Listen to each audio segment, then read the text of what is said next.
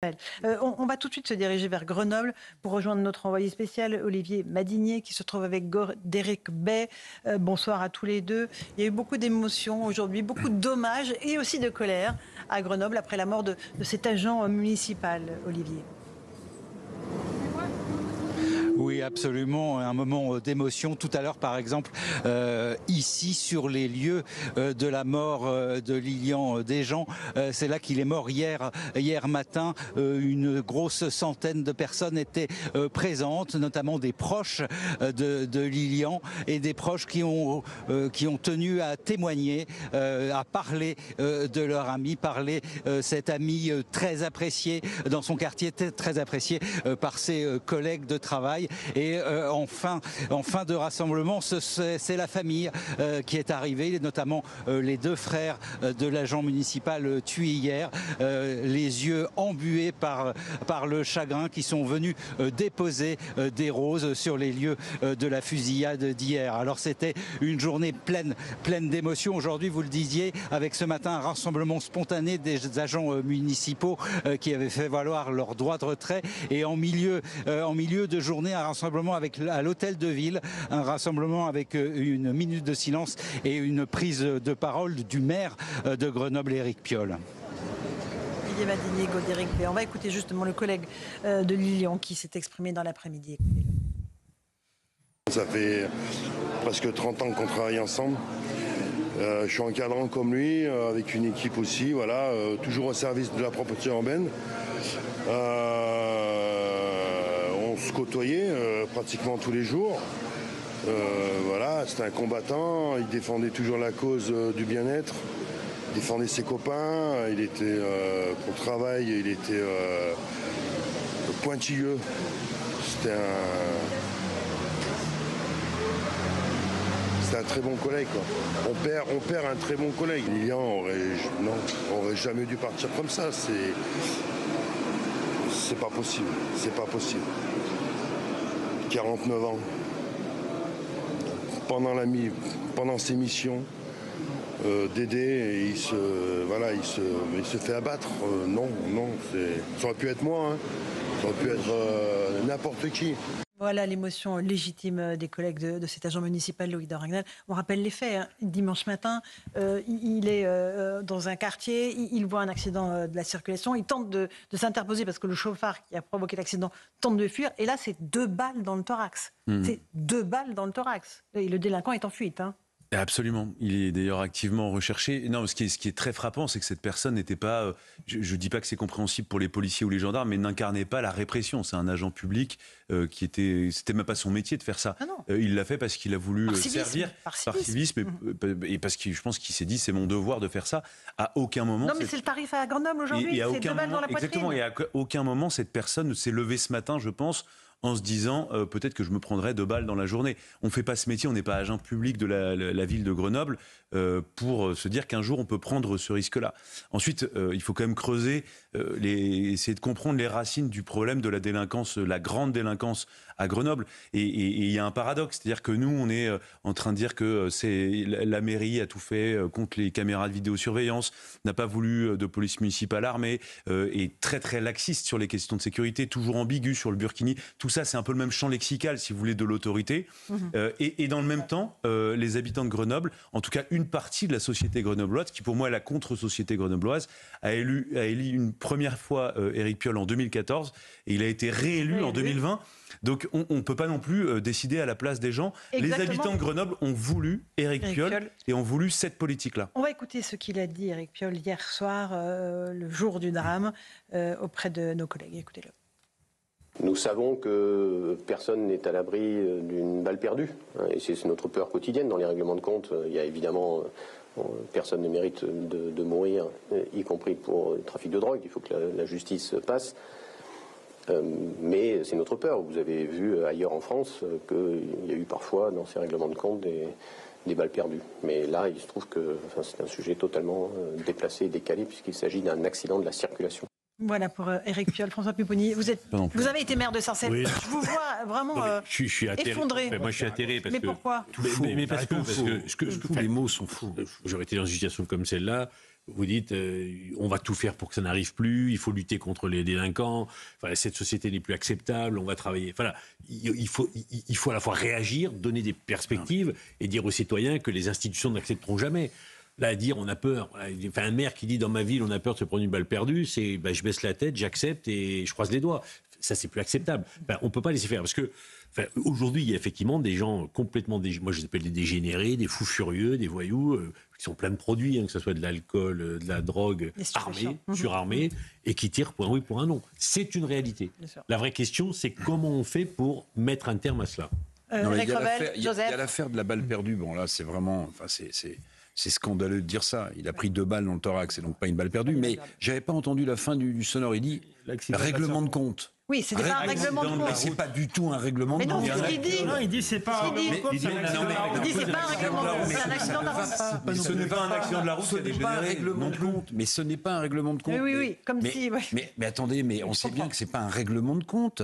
Donc en fait, je pense qu'il est complètement à côté de la plaque. Alors je sais pas s'il y a de l'électoralisme simplement, ou alors s'il est complètement débordé par la situation. Celui qui parle le mieux, encore une fois, celui qui parle encore le mieux, il sait très bien ce qu'il fait. Une fois de plus de la situation, c'est le procureur de la République de Grenoble, Éric Vaillant, qui parle de la guerre des gangs. Et j'entendais donc sur Europe 1, je crois, ce week-end, un représentant du syndicat de police Alliance qui disait si on rapporte la population de Grenoble à celle de Marseille, en réalité, il y a plus d'actes criminels à Grenoble qu'à Marseille. Donc le maire de Grenoble, qui d'ailleurs, gestuellement, il est de profil, vous avez vu, il n'est pas de face, c'est très marrant. La façon... Mais non, mais... enfin, c'est la caméra qui était de côté, Eric, arrêtez-vous pas. Non, je veux bien qu'on l'accable, mais bon... Mais non, on ne le sent pas du tout à l'aise. Il ne croit pas un instant à ce qu'il dit. Ému et choqué. Joseph, peut-être Massescaron, une réaction, après on écoutera Robert Ménard. Ça fait longtemps qu'on sait que Grenoble, de toute manière, ça a été pendant plusieurs décennies le passage de la mafia italienne. De la mafia, ça, nous le savons, voilà. Des réseaux de la prostitution, c'est pas Grenoble d'ailleurs, et du grand banditisme. La mafia italienne s'est implantée à Lyon. Bien, ça, nous le savons. Maintenant, les proportions prises sont telles qu'il faut se poser la question, c'est-à-dire, est-ce que la France n'est pas en train de devenir un nouveau Mexique? Parce que c'est la question que je posais, la cartélisation de notre pays. Le terme que vous avez employé, Lance, de cartélisation, est exactement ce qui est en train de se passer. C'est-à-dire, est-ce que la France n'est pas en train de devenir... Enfin, quand on connaît le Mexique, c'est ça. On sait, de toute façon, qu'il y a des endroits où il ne faut pas aller, des villes où il ne faut pas aller, que, en effet, la guerre des gangs a pris une telle proportion que les gens à l'intérieur de ces gangs se font justice eux-mêmes, ils défouraillent pour un oui ou pour un non. C'est comme ça, exactement. Donc, évidemment, on nous dit, ah mais non, quand même, c'est quand même la France. Il y a la République, il y a l'autorité, etc. Mais la République, franchement, elle est absente, elle est évanescente. L'autorité, il n'y en a plus. C'est-à-dire que ce qui étaient les murs porteurs sont complètement tombés et ont totalement disparu. Donc oui, il faut quand même, à un moment donné, qu'un politique se pose franchement la question, est-ce que la France n'est pas en train de devenir un nouveau Mexique? Alexandre Devecchio. Oui, c'est une forme de tiers-mondisation qui est réelle. Mais c'est pas la mafia italienne non plus, non pas que je défende la mafia italienne. Devecchio, et mes origines, on voit bien qu'on n'est plus justement dans la mafia qui avait une forme il y a des formes de règles dans la mafia, et là il n'y a pas de règles. C'est une nouvelle mafia qui est remplacée. Justement, on n'est pas dans le règlement de compte. Pour reprendre ce qu'a dit Eric Piolle, on tue un innocent gratuitement. En fait, c'est un meurtre, et un meurtre gratuit. C'est aussi le problème. Donc c'est dans un processus de décivilisation. Je pense que le malaise d'Eric Piolle, il vient du fait que ça vient balayer toute son idéologie et tout son discours. Si vous voulez, il est dans le déni du réel depuis des années. Il nous explique soit qu'il se passe rien, soit que les criminels, c'est pas de leur faute parce qu'ils viennent d'un milieu pauvre et que donc, de toute façon, il y a rien à faire. Il faut régler ça par du vivre ensemble. Si vous voulez, il est pris tellement à contre-pied, je crois, qu'il n'est pas capable finalement de faire face, et il préfère son idéologie finalement à la vie de ses agents municipaux. Je suis désolé Pourtant, le procureur de Grenoble parle de guerre des gangs. C'est le procureur de la République. Après tout, ça arrive à tout le monde de se tromper. Il aurait pu dire, peut-être que j'ai minimisé la gravité de la situation, on va changer. Non, il préfère rester, je dirais, dans le déni. Et voilà, c'est une forme de déni que de parler de règlement de compte ou d'accident de la circulation. Non, mais ce qui est terrifiant, c'est comment l'idéologie vous permet de ne pas remplir votre mission. La mission d'un maire, c'est de protéger d'abord ses agents avec lesquels il est censé travailler et l'ensemble de ses administrés. Moi, j'ai mal au cœur lorsque je vois ce collègue de travail qui vous décrit qui était la personne qui a été tuée, abattue, dévouée pour sa collectivité, dans le service public, qui était un formidable agent qui venait en support justement des administrés. D'ailleurs, l'ensemble des agents se sont réunis avant l'arrivée d'Éric Piolle, comme si finalement ils ne comptaient pas sur lui pour faire cet hommage. Donc on est dans une barbarie totale, et là, avec une personne qui détourne le regard par rapport à cette cartélisation, extrêmement dangereux. Il faut que les maires, il faut qu'on reprenne le lien fort avec les maires pour pouvoir mettre en place cette République dont on a besoin. Attendez, il faut que les maires acceptent. Rachel, voilà. Oui, il y a un excellent programme. Alors, on en a un qui veut bien parler de ça, c'est Robert Ménard. Il était avec nous en ligne tout à l'heure. Et il a beaucoup réagi au terme « balle perdue » qui a été employé par Éric Piolle. Écoutez-le. Enfin, je ne veux pas jeter de l'huile sur le feu, mais je ne sais pas comment la famille va prendre le mot « une balle perdue ». Le type, il est ivre, dans une voiture immatriculée en Pologne. Écoutez, je ne vais pas faire de délit de faciès, mais enfin, vous, moi, on n'a pas de voiture, de grosse voiture immatriculée en Pologne. On verra ce que ça donnera, mais je vous garantis que c'est le signe de quelque chose. Il est armé, vous êtes armé, vous, en sortant de chez vous, et il tire 2 balles. Vous savez ce que c'est? Ça s'appelle un déni de réalité. Ça s'appelle l'incapacité d'une partie de notre classe politique de regarder les choses en face. Voilà pour Robert Ménard, Éric Revel. Déni de réalité, dit-il. Oui, il y a un déni de réalité. Enfin, il n'y a pas grand-chose d'autre à ajouter. Les dénégations du maire de Grenoble. Alors, on peut quand même trouver une explication, parce qu'il est dans un déni. Pourquoi? Parce qu'il a aussi une base électorale qu'il ne veut sans doute pas prendre à revers. Imaginez qu'un maire, entre guillemets, progressiste, écologiste, dise, écoutez, vu les circonstances et vu que la ville est traversée par des gangs, on va mettre en place une politique sécuritaire. Et là, il est sûr que c'est pas la peine qu'il se représente parce qu'il serait battu. Non, mais c'est ça aussi. J'entends. Et Louis Dragnel a raison de rappeler qu'il a été réélu. On poursuit le débat dans un instant. Donc, s'il a été... 18h19, on se retrouve dans Punchline sur CNews et sur Europe 1. On évoque la mort de cet agent municipal de la propreté à Grenoble, 49 ans, Lilian Dejean, abattu par un délinquant, avec un communiqué à l'instant du procureur de Grenoble qui confirme qu'un suspect est identifié et activement recherché. 4 perquisitions ont eu lieu aujourd'hui dans les lieux qu'il est susceptible d'habiter. L'homme est connu de la justice pour diverses infractions.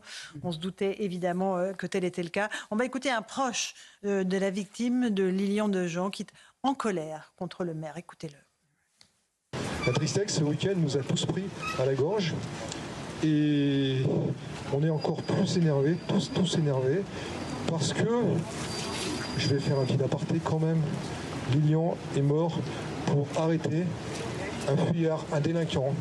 Lilian n'est pas mort, comme le maire de Grenoble s'est vertueux à le dire, pour faire un écran de fumée. Il n'est pas mort pour porter secours à quelqu'un. Piolle a même osé dire, comme moi, j'ai porté secours à des gens. C'est scandaleux. Lilian est mort parce qu'il courait après un chauffard. Et donc, il a été tué. Lilian n'est pas mort pour une balle perdue. Lilian a pris 2 balles dans le thorax, monsieur Piolle. Voilà pour la réponse des habitants, encore une fois, de Grenoble. C'était pas une balle perdue, c'était 2 balles dans le thorax. Il s'est fait tuer de sang-froid par un individu armé qui roulait avec une grosse cylindrée. Et je ne comprends au pédigré, pas, visiblement très bien connu des services. On va en découvrir très rapidement des choses pas terribles pour lui. Mais je ne comprends pas que le maire de Grenoble soit dans un tel déni.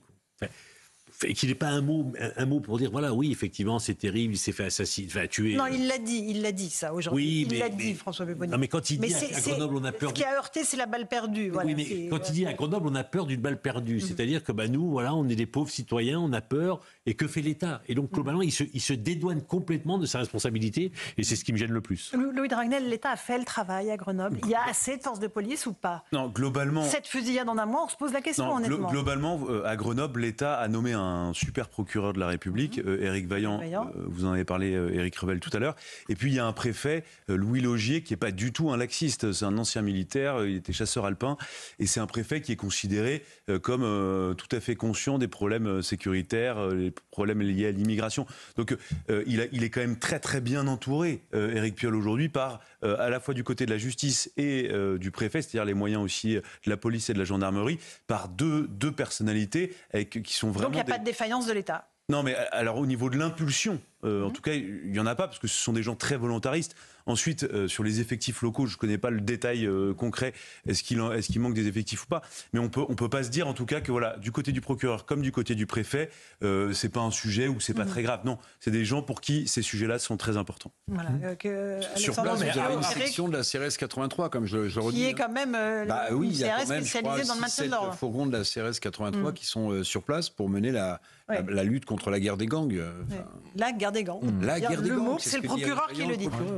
Alexandre, Joseph, il peut y avoir un très bon préfet, un très bon procureur, et on peut constater, sans dédouaner Éric Piolle, que de manière générale, il y a un problème systémique de violence en France sur le territoire. Sans doute pas assez de force de l'ordre, sans doute une réaction de la justice trop faible, sans doute aussi la question de l'immigration où on n'a pas réussi à apporter une réponse. Donc l'État a sa part de responsabilité là-dedans. Maintenant, pour revenir sur Éric Piolle, faut rappeler une affaire qui, en apparence, n'a pas de rapport, mais qui dit peut-être quelque chose du système Éric Piolle, c'est-à-dire l'affaire du burkini, d'avoir voulu autoriser le burkini dans les ça n'a rien à voir avec ce qui se passe aujourd'hui. Laissez-moi finir, vous verrez pourquoi je pense que ça a à voir. C'est que c'est un réflexe clientéliste. Pourquoi il fait ça ? Parce qu'il essaye d'avoir les voix d'une certaine clientèle. Alors, je ne dis pas du tout que les femmes en burkini sont des délinquantes. Là, il ne risque pas d'avoir des voix en plus. Il faut voir dans certaines cités, peut-être que le trafic de drogue est une économie parallèle qui fait vivre un certain nombre de personnes, que ces personnes votent pour M. Piolle. Il y a ça aussi, et c'est pour ça qu'il y a ce système-là. Oui, mais c'est un système qu'on connaît chez beaucoup d'élus locaux, et là, c'est beaucoup de maires. Donc, c'est ce qui explique peut-être son malaise et sa volonté, effectivement, de cacher la réalité. Joseph et Rachel, et après on avance. Ça, c'est juste un tout petit élément, mais... peut-être aussi qu'il faudrait s'interroger, globalement, sur la manière de réguler ce fléau qui est la location des voitures de sport étrangères. Voilà. Oui, et des armes à feu aussi, de la circulation des armes à feu. Je suis d'accord, c'est un petit élément, mais c'est quand même... généralement, les délinquants, voilà, ils sont souvent dans ce type absolument, de tout à fait. Okay. Et donc, à chaque fois, on se rend compte de ça. Je ne voudrais pas dire de bêtises, mais il faudrait vérifier si, dans le cas de Naël, c'était pas ce type de voiture, justement. Voilà. Rachel, je crois, hein, bien sûr. Je crois louer en Pologne également. Voilà. Rachel. Moi, c'est la question idéologique qui me perturbe. Que le maire ne soit pas à 100% à son bureau sur ces questions-là. C'est-à-dire que tout le reste, hijabeuse, burkini, etc., bon, c'est vraiment un autre sujet à la limite, mais qu'il soit focalisé sur sa mission qui est le maintien de l'ordre et de la sécurité pour l'ensemble de ses habitants. Et après, effectivement, la prise de parole, elle est plus que malencontreuse. C'est-à-dire que avoir ce déni de réalité-là, c'est presque entacher la mémoire de cette personne qui vient d'être assassinée, en fait. Absolument. Et on risque d'avoir effectivement quelques informations dans la soirée, Louis de Ragnel, sur le profil de l'homme qui est actuellement recherché. Donc, comme le disait le procureur, très bien connu des services de justice pour des infractions. Notamment pour trafic de stupéfiants. Ouais. Très bien. On va suivre ce dossier au fil de la soirée sur nos deux antennes. 18h36, on est en direct dans Punchline sur CNews et sur Europe 1. Linda Kebab nous a rejoint. Bonsoir Linda Kebab, policière, syndicaliste, déléguée nationale, unité. Merci d'être là. On évoque avec nos invités ce qui s'est passé à Grenoble, cet agent municipal de 49 ans qui a été tué par balle, 2 balles dans le thorax hier, après un accident de la route. Il tentait de s'interposer. Le fuyard était en train de s'en aller. On en sait un petit peu plus, Louis de Ragnel, déjà sur le pédigré de l'homme qui est activement recherché. Est-ce que vous pouvez nous préciser de qui on parle? Oui, alors c'est l'homme qui a tiré sur cet agent municipal. Déjà un profil très jeune puisqu'il est né en 1999. C'est une personne de nationalité française qui est connue donc des services de police pour des affaires de stupéfiants et il est connu de la justice pour diverses infractions. Profil malheureusement bien connu des services de police. On va juste écouter le frère de Lilian Dejean qui s'est exprimé. Il y a eu toute une série d'hommages aujourd'hui pour célébrer la mémoire de cet agent municipal exemplaire. Je tenais à vous remercier tous. Il y a eu plein d'hommages que je sais sincères. Beaucoup de monde qui est ici connaissait mon frère, d'autres ne le connaissaient pas, mais ont appris à le connaître au travers des témoignages. Et le plus beau des témoignages que vous pouvez lui porter, c'était votre présence ce soir, parce que ça nous fait chaud au cœur. Voilà l'émotion du frère de la victime, Linda Kebab. On est dans un schéma que les policiers connaissent bien, malheureusement, j'ai envie de dire malheureusement. Ce qui se passe à Grenoble est absolument dramatique. On est dans une guerre des gangs. C'est un mot que vous reprenez, vous aussi, comme le procureur de la République de Grenoble. Oui, absolument. À Grenoble, il y a une réelle problématique et de la circulation des armes, du trafic de stupéfiants, qui perdure, qui s'installe avec des collègues, et je les salue, qui nous ont dit très régulièrement, notamment ceux des brigades des stupes sur place, que c'est un véritable tonneau de Danaïde pour eux. Avec le sentiment aussi, je suis désolée de le dire, que peut-être les représentants locaux, notamment au niveau de la municipalité, ne sont pas les plus coopératifs du monde. Ce qui ajoute en fait beaucoup de difficultés au travail des policiers sur cette ville qui a vraiment besoin pourtant d'un projet sécuritaire. Pour exemple, ça semble anecdotique et pourtant c'est très représentatif de ce qui se passe, c'est que la vidéoprotection à Grenoble, par exemple, est très sommaire et le mot est encore trop généreux. Et pourtant, le maire a refusé à de nombreuses reprises, vous savez, le financement de la vidéoprotection, la vidéosurveillance, certains diraient, proposé par la présidence de la région Auvergne-Rhône-Alpes. Avec des arguments ou juste... Avec comme seul argument de l'inutilité d'avoir de la vidéosurveillance. Or, ça permet de faire du flagrant délit, notamment quand les agents des municipalités qui sont à la main de ces vidéos peuvent... en direct, constater des infractions et diriger les véhicules de police vers les auteurs, mais aussi à l'issue, quand il y a des enquêtes, notamment pour les directions de fuite. Quand on a une personne qui est vivement recherchée, comme c'est le cas dans cette affaire, la vidéoprotection est d'une valeur indéniable. Et malheureusement, le maire de Grenoble s'y oppose et s'est opposé même au financement qui venait de la région à laquelle il appartient. On a l'impression d'une fuite en avant à Grenoble, 7 fusillades en moins d'un mois. On a l'impression que les gangs font leur loi dans les quartiers. Tout ça, évidemment, au détriment des citoyens, des Grenoblois, comme on l'a vu, et des habitants, j'imagine, des quartiers où les trafics de deal, les trafics de drogue se font. Je ne cesserai de dire, n'en déplaise ceux qui sont dans le déni, que les premières victimes des trafiquants de stupéfiants, des délinquants, des criminels, sont d'abord les habitants des quartiers où ils exercent leurs méfaits.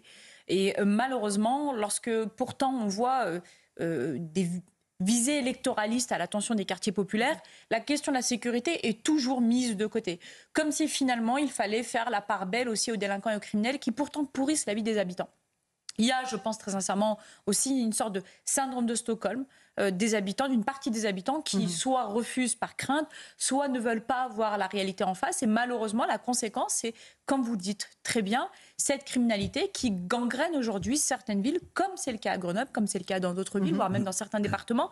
Et malheureusement, nous sommes, je vous le dis très sincèrement, absolument pieds et poings liés. Alors c'est une mission qui va être celle du prochain ministre de l'Intérieur, et on attend son nom. Il y a une réelle problématique dans les quartiers de pourrissement de la vie des habitants par les trafiquants de stupéfiants. Là, on a un auteur qui est au volant d'un bolide immatriculé en Pologne. Alors, le lien, pour nous, il se fait très instinctivement, puisque souvent, ce sont des véhicules qui sont loués en Pologne, pas seulement parce qu'ils sont peu onéreux à la location, mais également parce qu'ils permettent, de faire des infractions sans craindre de perdre son permis de conduire, mais surtout parce qu'il y a l'impossibilité de retrouver un propriétaire, parce que le propriétaire se retrouve en Pologne. Et c'est des voitures qui passent de main en main. Vous avez dit un petit peu plus tôt dans votre émission, vous avez fait un parallèle avec la dramatique affaire Naël, où un jeune de 17 ans est au volant d'un bolide qu'il n'a pas loué lui-même et qui est immatriculé également en Europe de l'Est. Eh bien, malheureusement, ce sont des voitures qui sont louées assez aisément par des trafiquants de stupes qui ont les moyens de louer ces belles voitures et qui les laissent traîner dans le quartier. Alors, restera à savoir si l'auteur de ce crime est le loueur de la voiture. En tout cas, en général, et je vous le dis très sincèrement, il faut que les gens l'entendent, quand on voit un bolide immatriculé en Pologne, il ne faut pas s'étonner qu'il y ait un contrôle de police qui suit derrière. Mais ce qui nous fait réagir, évidemment, avec vous aussi, Joseph Massescaron, c'est que voilà, désormais, n'importe qui est à la merci de ces trafiquants. C'est-à-dire que vous intervenez juste pour tenter d'arrêter la fuite d'un chauffard. C'est 2 balles dans le thorax. C'est ça le tarif à Grenoble, le Joseph, aujourd'hui. Oui, tout à fait. Mais pour revenir, pour reprendre ce qui a été dit, c'est que ce fléau, l'État devrait, en tout cas, réguler, légiférer, faire quelque chose par rapport à ce fléau, qui est décrit d'une manière extrêmement simple et extrêmement limpide. Et tout le monde, ça se sait, bien sûr, et finalement, ça se sait, et on ne fait rien. Donc là, c'est du concret, c'est pas des grandes déclarations. Est-ce qu'on peut dire qu'on fait rien L'État fait quelque chose, les policiers sont engagés, la CRS 83, comme nous disait Eric tout à l'heure. Mais l'État pourrait dire, voilà, désormais, il ne sera plus possible etc. Ou de chercher, pardonnez-moi, à contrôler ce fléau, à réguler. On fait des directives et des règlements sur tout et n'importe quoi. Là, franchement, ce serait utile. Linda Kebab. Alors là, on est sur la question de la violence, de l'accès à l'arme et du passage à l'acte violent. Ça vient tout simplement, ce drame en fait vient tout simplement mettre très frontalement une opposition à la théorie selon laquelle on peut tout faire avec du discours de proximité. Vous savez, tout le monde, on entend parfois certaines franges politiques dire que la police de proximité serait l'alpha et l'oméga. C'est la solution à tout, la police de proximité. Et pourtant, on a affaire à un pauvre monsieur, un agent municipal, qui n'était déjà pas un policier, plutôt un acteur du service public, comme on ne peut que les applaudir, et qui vient faire un travail tout à fait cohérent, et que même un policier de proximité aurait pu faire, c'est-à-dire empêcher l'auteur d'un accident qui, visiblement, aurait pu être sous l'emprise de la consommation d'alcool, de s'enfuir et qui, malheureusement, à cause de ça, paye finalement cet engagement de proximité de 2 balles dans le thorax et de sa vie. Donc, la question, c'est aussi quelle est la réponse et la manière dont l'État a la main qui ne tremblerait plus. Et aujourd'hui, je vous le dis très sincèrement, pour le moment, la main de l'État français tremble parce qu'elle manque de moyens matériels, clairement, au niveau de la justice, et puis peut-être aussi fondamentalement de l'idée selon laquelle bannir de la société des délinquants qui sont multi-réitérants, multi-condamnés. On a régulièrement des profils de gens, parce qu'on ne devient pas un tueur d'agents du service public comme ça du jour au lendemain. Il y a un parcours délinquant. Évidemment. Et cette capacité à rompre le parcours délinquant, en France, nous ne l'avons pas. Vous avez des décisions de justice qui vont permettre sur certains profils de mettre fin à cet éventuel parcours. Ce sont des personnes qui vont vraiment avoir peur de la justice et des forces de sécurité intérieure. Mais de manière générale, quand vous avez ce genre de profils qui sont complètement asociaux, incompatibles avec la vie en société, qui sont fondamentalement dangereux. Mais on en fait quoi, etc. On en fait quoi? Eh bien, cela, je suis désolée, c'est un bannissement de la société, le temps nécessaire, donc l'emprisonnement, si c'est possible un jour, mais en tout cas de mettre en sécurité nos sociétés et peut-être notre paradigme aujourd'hui judiciaire et notre politique pénale. Et ce sera peut-être encore, je reviens là-dessus, la mission de notre futur ministre de la Justice, qui va devoir revoir les paradigmes prioritaires de la justice, notamment sur la question carcérale. Je vous rappelle qu'en France, on a quand même une note qui date de la ministre Belloubet, qui a toujours cours sous le ministre Dupond-Moretti, qui dit que la peine de prison doit être une sanction à laquelle on ne fait appel qu'en fonction des capacités hôtelières de nos établissements pénitentiaires. Ça en dit long. Capacité hôtelière. Louis Dragnel. J'ai une question pour vous, Linda Kebab. Derrière le cas de Grenoble, est-ce qu'il n'y a pas une remise en question à avoir sur le modèle du continuum de sécurité globale avec les polices municipales? Je m'explique. La sécurité, normalement, elle doit être assurée de la même manière partout sur le territoire national. Ça, c'est l'idéal. Et c'est le concept même de l'utilisation de la force. Et c'est pour ça que les gens payent des impôts. Est-ce que, justement, pour faire face à des mairies qui ne veulent pas avoir des polices municipales équipées, formées, armées, la vidéosurveillance, eh bien, est-ce que dans certains endroits comme là, comme à Lyon, par exemple, comme aussi à Bordeaux ou comme à Nantes, l'État ne doit pas reprendre dans sa compétence, en fait, 100% de la mission de sécurité? Parce que c'est certes une mission qui incombe à la mairie, la protection des citoyens, mais c'est d'abord et avant tout une mission qui incombe à l'État central.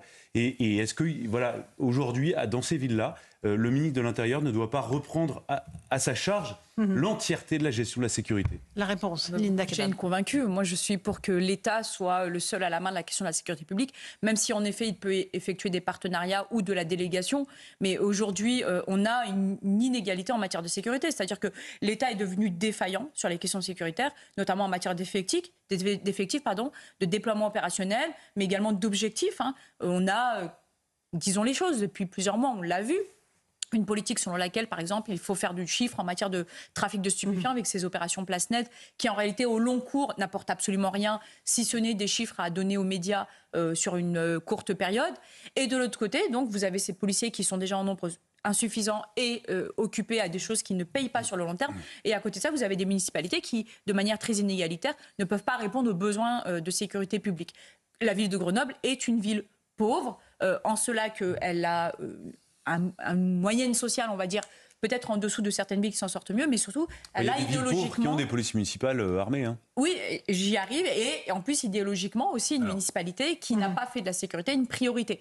De fait, vous avez un combo gagnant qui fait qu'une ville comme Grenoble est une ville abandonnée. Mais elle est d'abord abandonnée par l'État. Et je pense que la première responsabilité, elle est celle de l'État. Elle est celle d'un gouvernement, elle est celle d'un ministre de l'Intérieur. Et en effet, après, on peut reprocher ce qu'on veut à un maire, mais il incombe d'abord à l'État d'assurer cette mission régalienne. C'est une priorité. Éric, après, on retournera sur le terrain. Avec beaucoup de justesse, d'après moi, le déni idéologique du maire de Grenoble et la fameuse question de la vidéosurveillance dans les rues.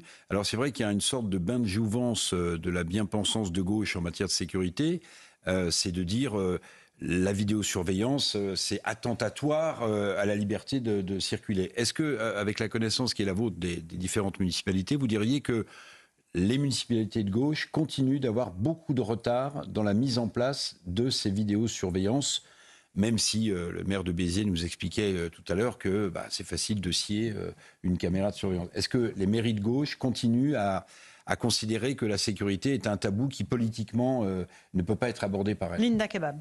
Il y a deux écoles. On a des municipalités qui de plus en plus cèdent en fait, finalement, face à la réalité des faits, notamment, je pense, en région parisienne, des mairies dites de gauche qui ont accepté le financement par la région Île-de-France de la vidéoprotection. Très évidemment. La plus grande ville de France, dite de gauche dans notre pays, c'est la capitale, c'est Paris. Et pourtant, il y a de la vidéoprotection sans pour autant que ça porte atteinte à une quelconque liberté de circuler.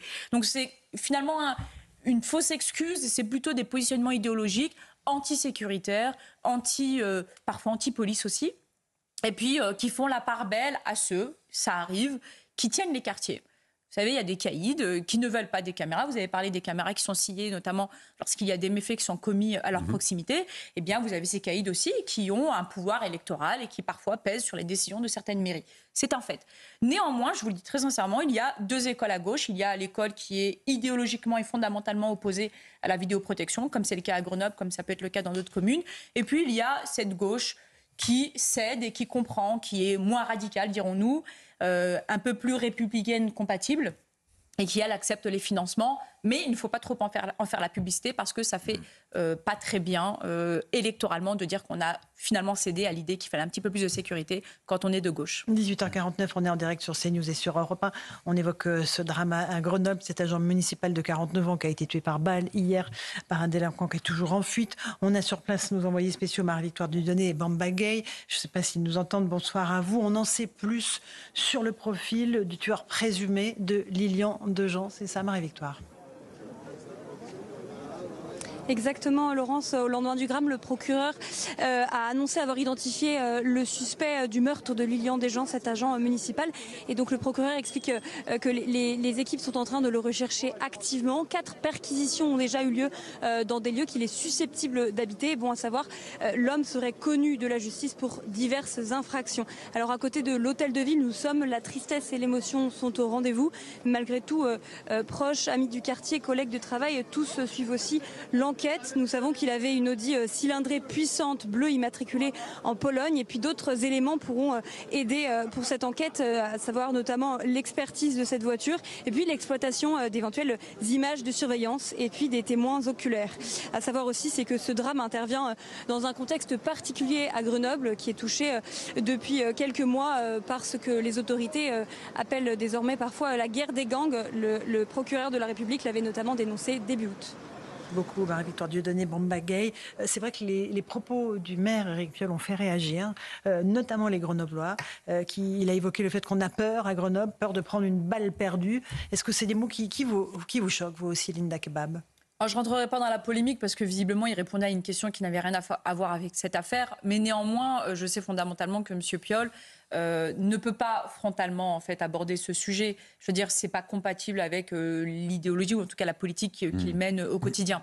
Et donc forcément, Bon, il répond à une question à ce moment-là d'une autre chaîne concernant la crainte des balles perdues, mais il parle surtout d'un accident. Alors, il évoque le fait qu'en effet, ça ne part pas d'un règlement de compte pour ce coup-ci, que ça part d'un accident. Enfin, c'est pas un accident de la route. Oui. C'est pas un accident comme un autre, c'est un accident d'un bolide qui arrive très vite, qui est en tort et dont le conducteur est visiblement éméché et qui blesse une pauvre dame qui est dans sa voiture, qui est bien moins puissante et qui heureusement s'en sort indemne. Ou en tout cas faiblement blessée. Donc déjà, c'est pas un accident comme les autres, il faut savoir le dire. Je veux dire, il y a un contexte, il y a quand même un profil, le contexte est quand même important. Et je pense que c'est ça qui manque, c'est la capacité de dire, oui, on a face à nous un meurtre dans le cadre d'un homme qui a tenté de fuir ses responsabilités et dont un agent de sa propre mairie, la mairie de M. Piolle, eh bien, a juste essayé d'effectuer une partie de son devoir, à savoir garantir la sécurité des rues, comme il a garanti la propreté des rues au quotidien. Voilà, je pense que ça manque peut-être un petit peu de fermeté, de ferveur aussi. On a le sentiment d'avoir un peu de fatalisme dans son discours. Or, ce n'est pas une fatalité, l'insécurité. La sécurité est la première de nos libertés. Charge, en fait, finalement, à notre pays d'être en capacité de garantir cela à nos concitoyens. Rachel Kahn, il faut savoir mettre des mots sur les choses aussi. Je disais dans mon sommaire, ça ne suffit pas de pleurer, il faut agir. Il faut passer à l'étape d'après. Exactement. C'est vrai qu'aujourd'hui, avec en plus tout ce qui s'est passé depuis un mois à Grenoble, les mots, les câlinous, les fleurs, en fait, c'est plus que de la colère. C'est-à-dire qu'on a normalement des élus, et notamment ce maire-là, qui a une mission, mais au-delà de l'idéologie. En fait, j'essaie de faire comprendre à un camarade que très bien, il y a le clientélisme, il y a tout ce que l'on sait, en fait, tous ces faux dossiers sur je ne sais quoi, l'écriture inclusive et je ne sais quoi, mais que en tant que maire, représentant de la République, il a quand même cette mission de l'ordre public dans sa ville. Alors, est-ce que au-delà des mots, est-ce qu'à un moment donné, l'État ne va pas être obligé de mettre cette ville sous tutelle ? Moi, c'était ma question.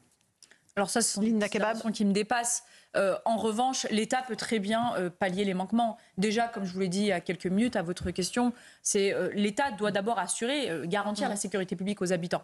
Et encore plus dans une municipalité plutôt encline à ne pas exercer cette mission, et particulièrement auprès des populations les plus pauvres. Et Grenoble est loin d'être une ville privilégiée. Donc c'est d'abord une responsabilité de l'État. Je pense qu'il ne faut pas se contenter de dire le tort revient à la municipalité, mettons-la par exemple sous tutelle, sans regarder en amont les raisons pour lesquelles aujourd'hui Grenoble est devenue un coupe-gorge. Parce que c'était à la base quand même cette ville au pied du Vercors, une ville qui avait tout à gagner, une ville qui avait tout pour elle et qui aujourd'hui est devenue un coupe-gorge. Il y a une responsabilité de l'État, sans conteste. Enfin, je veux dire, on ne peut pas regarder ailleurs. Moi, quand mes collègues, je suis déjà à la Grenoble et j'ai parlé avec mes collègues sur place qui sont débordés, vous doutez comme beaucoup de policiers, mais qui nous disent la ville est gangrénée par un trafic de stupes face auquel on n'arrive pas à lutter. On fait le boulot, on interpelle, la justice manque de moyens, donc c'est encore une responsabilité de l'État.